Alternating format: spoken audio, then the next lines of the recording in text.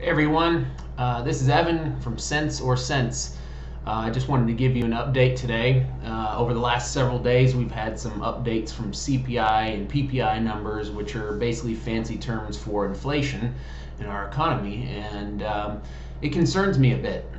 Back in 2022, we had two negative quarters of GDP growth, which essentially means that the economy was in a recession, even though the experts out there said that the jobs that we had, the jobs being created in this country were so exceptionally good that they didn't really call it a recession. I disagree.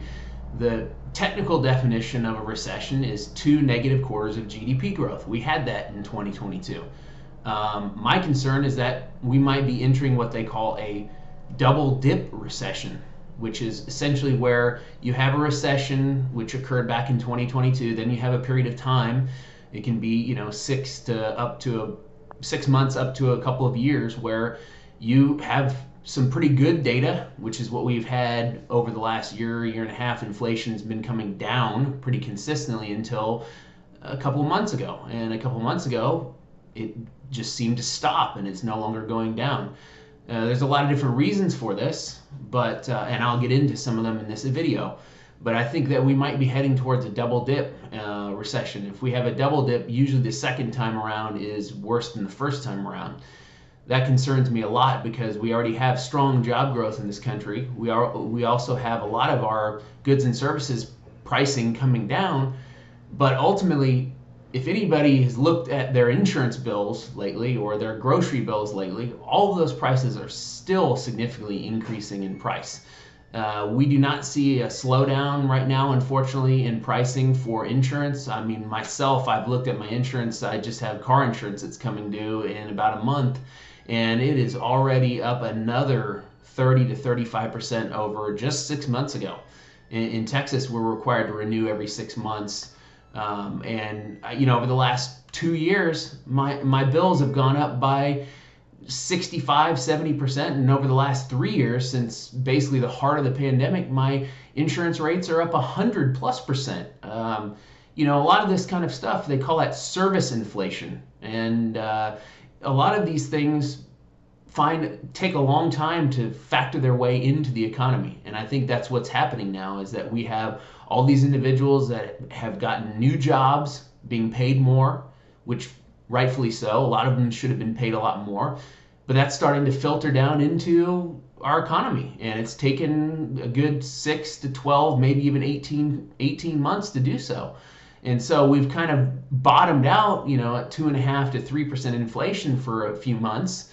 But now it's starting to creep up the other direction. And when you combine that with a lot of additional expenses that individuals are starting to factor into their daily lives, look at the gas pump in the last month. The gas in Dallas area has gone from $2.75 a gallon, roughly, up to about $3.30 a gallon in 1 month. That's 60 cents or about 25% increase in a single month. That's going to take some time to continue to trickle down into the economy. And ultimately, we won't even see those effects for several months. So it's my concern that, we had a what we call a soft landing in the economy in 2022. The markets, the stock market went down for a while towards the end of 2022, and then it's been straight up pretty much ever since then. And you can look at a lot of these high-flying companies, and they continue to report really good earnings, and they continue to report other good things. But one thing that I've noticed is that most of these good companies are reporting that their expenses have increased substantially in the last calendar year. All of these things are going to end up showing up in our economy in 2024, maybe towards the end of 2024, going into 2025. And you bring all these factors into play, and we all of a sudden are in a situation where we aren't sitting as pretty as we might have thought 6 months ago. And I don't want to get into the nitty gritty or the very detailed information about what's going on with the Federal Reserve and lowering interest rates, but basically the Federal Reserve at the beginning of the year, everybody thought they were going to lower interest rates many times throughout 2024.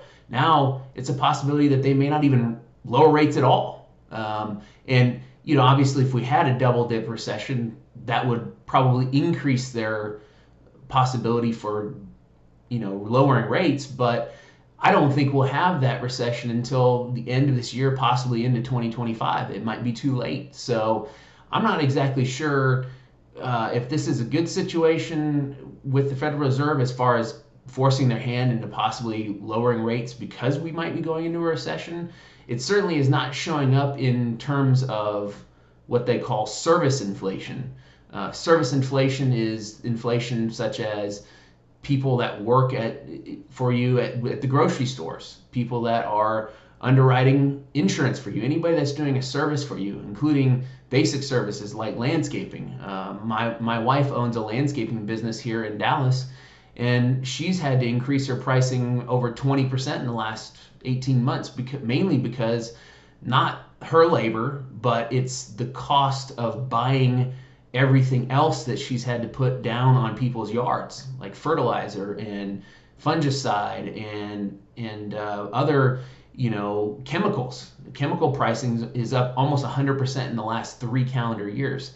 So you have to wonder, with the economy supposedly buzzing along pretty well and stocks doing exceptionally well in 2023 and looking like they were going to continue to do well for most of 2024, if we're not kind of just ignoring a lot of the issues that we see around us, that worries me a lot. I think that I personally believe that we're heading into a double dip recession. I think that what that's going to do is it's going to cause, we have such a shortage of jobs, not jobs, we have such a shortage of workers for certain types of jobs in this country.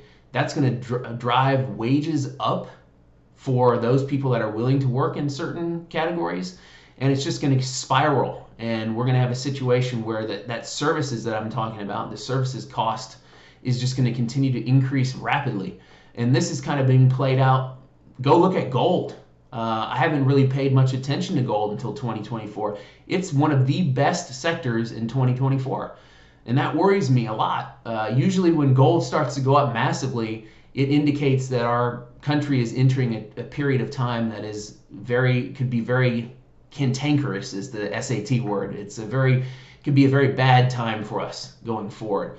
And gold hit $2,400 an ounce, hit an all-time record high this morning on April 12th is this morning. So that also concerns me. When people are going to hard assets and money market accounts and bonds, they're generally not going to invest in stocks. And when companies' stock prices go down, they have the inability to pay out additional funds to both shareholders, but also to the people that work for them. And when they can't pay the people that work for them, they generally have a situation where they're underemployed. And when they're underemployed, that creates a very bad situation where services start, they just stop. We end up getting a situation where you go to the grocery store and all of a sudden there's only one checker for 20 people in line. I see it all the time in Dallas. So these are things that concern me. They don't keep me up at night yet, but ultimately it's something that I didn't think we would see in 2024. I thought the inflation was going to be well contained, but as of right now, I don't know if we're going to be able to contain it. And what's scary about that is, mortgage rates have gone from 6.5% just a couple months ago up to almost 7.4% as of this morning. And that's a major sector that people are just been holding off on to try to see if they can actually wait it out, expecting rates to be cut at the Federal Reserve. And I'm just not certain that that's going to happen in 2024. And if that doesn't happen, then you have a situation where housing prices continue to go down. You have a situation where construction workers continue to not have work. And then you have a spiral again, where people aren't making enough money to buy increasingly more expensive services. So at any rate, I'm curious to find out what your take is on all of this. Leave a comment down below. Please like and subscribe.